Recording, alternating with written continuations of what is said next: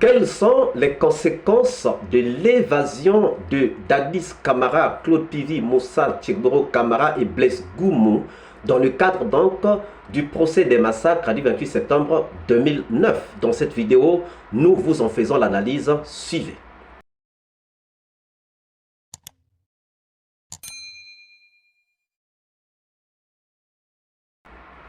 Bonjour, bonsoir. Cela dépend de l'heure à laquelle vous regardez cette vidéo.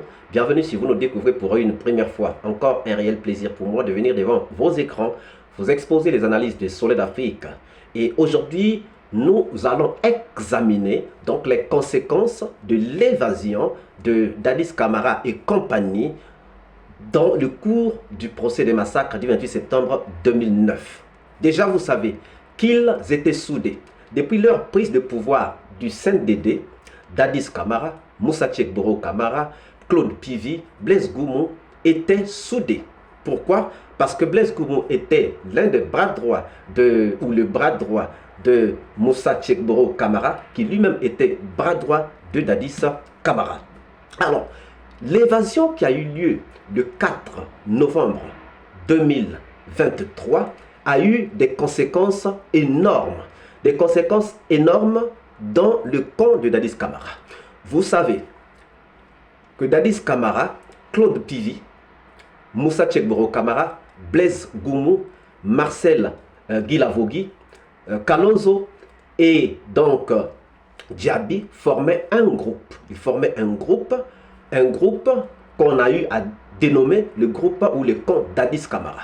Cependant, aujourd'hui, il y a la débandade. Aujourd'hui, il y a le sauve-qui-peut dans ce groupe.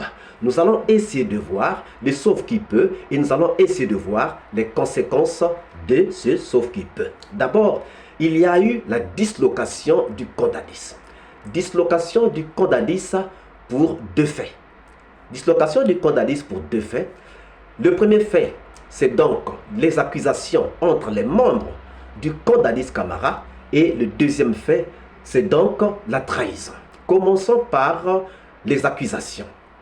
Aujourd'hui, on est en train d'observer des accusations entre les membres du camp Dadis Camara. Vous allez voir que suite à l'évasion de samedi, beaucoup d'avocats sont en train de parler. Nous avons vu l'avocat de Dadis Camara, Maître Jokami, qui a parlé. Or, nous savons que l'avocat ne parle que de la part de son client. Ce que l'avocat vous dit, c'est ce que son client lui a dicté de faire. Donc, Maître Jokami vient, Maître Jokami dit que Dadis Camara a été enlevé.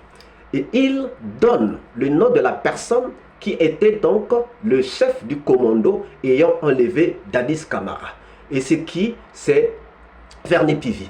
Verny Pivi, c'est qui? C'est le fils aîné du colonel Claude Pivi. Donc, déjà, qu'est-ce qu'il veut dire? Il veut dire que son client, Dadis Camara, a été enlevé par le fils de Claude Pivi. En conséquence, son client a été enlevé par Claude Pivi, si nous poussons les réflexions loin. Donc, il veut dire que son client a été enlevé par Claude Pivi. Entre parenthèses, hein. De l'autre côté, nous allons voir. D'abord, il dit qu'il va porter plainte.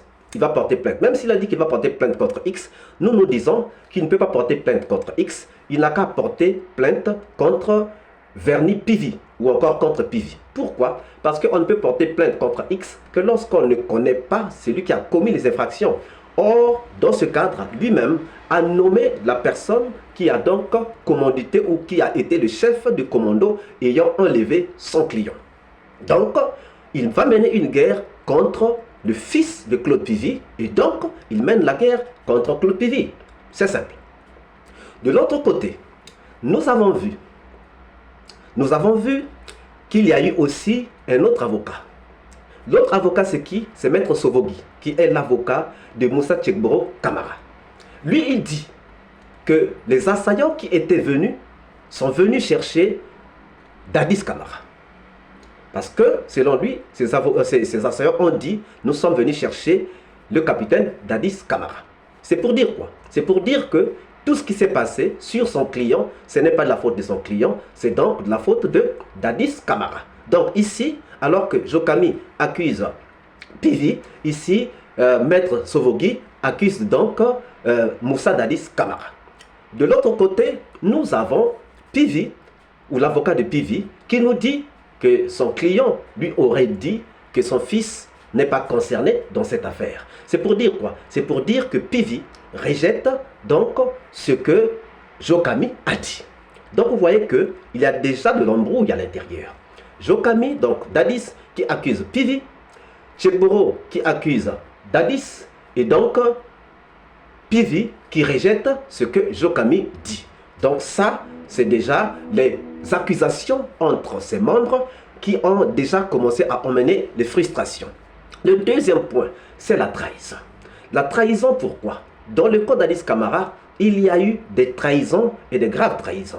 Déjà, ça a commencé dans le procès lorsque nous avons appris qu'il y avait un militaire qui était là, un haut gradé, un officier de, supérieur, qui était dans le box des accusés et qui donc avait signalé à Mokhtar Ba, le journaliste, de quitter sa maison parce que le CNDD était à sa recherche. Et déduction faite, nous avons tous compris que c'était le colonel Diaby. Donc, déjà, dans le code de Dadis, ils se sont dit qu'il y avait un traître, et le traître, c'était qui? C'est donc Diaby. Ça ne m'étonnera pas de voir que pendant l'évasion, Diaby n'a pas été concerné, et même Kalonzo n'a pas été concerné. Donc, ils se sont rendus compte que Diaby était un traître, et donc ils n'ont pas fait partie du plan. L'autre partie de la trahison, c'est que les 4 personnes, Dadis Camara, Claude Pivi, Moussa Tcheboro Camara et Blaise Goumou, se sont évadés sans signaler donc Diaby. C'est pour dire que Diaby ne compte pas dans leur plan. Et Diaby a compris qu'on l'avait déjà découvert comme étant traître, et Diaby a encore réalisé qu'ils sont partis les laissant. Ça veut dire que ils allaient se sauver, et c'est Diaby seul et Kalonzo qui allaient donc subir le poids, pendant que les autres allaient se volatiliser dans la nature. Donc, ces 2 points ont créé la dislocation du code d'Adis Camara.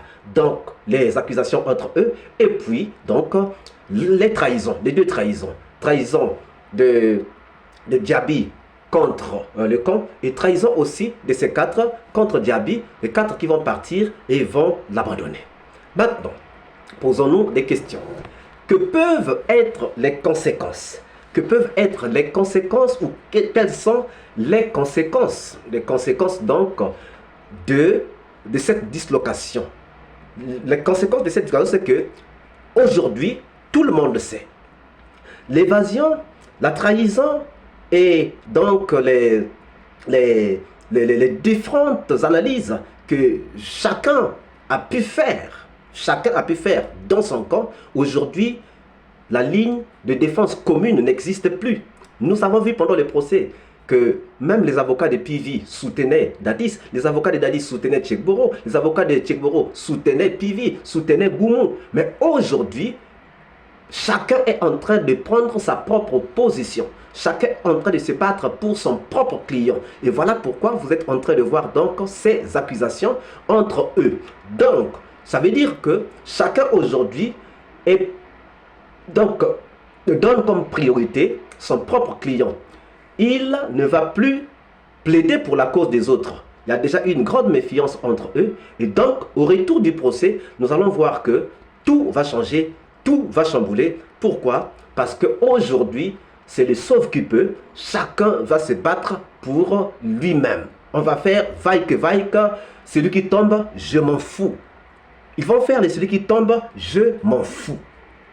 Alors, c'est là où on va voir que Kalonzo et donc Diaby déjà vont avoir l'opportunité de venir nous dire la vérité dans ce procès de massacre du 28 septembre 2009.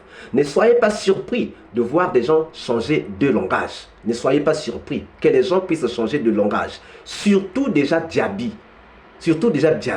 Ne soyez pas surpris qu'ils viennent changer de langage. Ne soyez pas surpris que Kalonzo, si l'on sait quelque chose, vienne changer de langage. Et ne soyez pas surpris de voir qu'il y a maintenant des grandes distensions entre c'est entre ses avocats et donc entre leurs clients. Chacun va se battre pour son propre client. C'est là où donc on va avoir l'opportunité d'avoir des gens qui viendront nous donner des détails qui n'avaient pas encore été donnés. Oui, des détails qui nous avaient encore échappé, des choses que les gens avaient gardées. Finalement, les gens sûrement viendront pour nous en parler.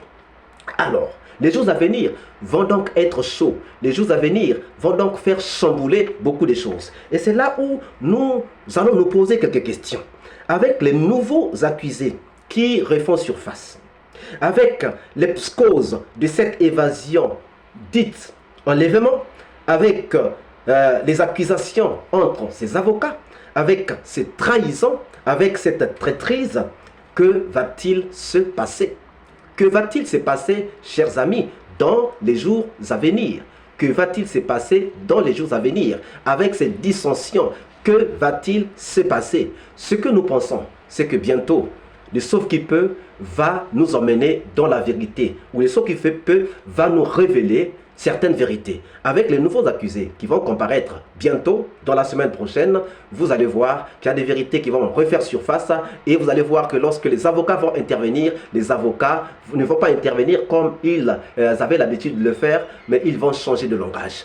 Alors, chers amis, que pensez-vous donc du Sauve-qui-peut dans le camp d'Addis Camara? Nous attendons vos réponses dans les commentaires. Si cette vidéo vous a plu, ne manquez pas de laisser vos pouces bleus, de commenter, de partager. Et si vous n'êtes pas encore abonné, c'est le moment pour vous de vous abonner. Surtout, de ne pas manquer d'activer la cloche de notification afin d'être averti à temps réel de toutes nos prochaines publications. Quant à moi, je vous dis à très bientôt. Ciao!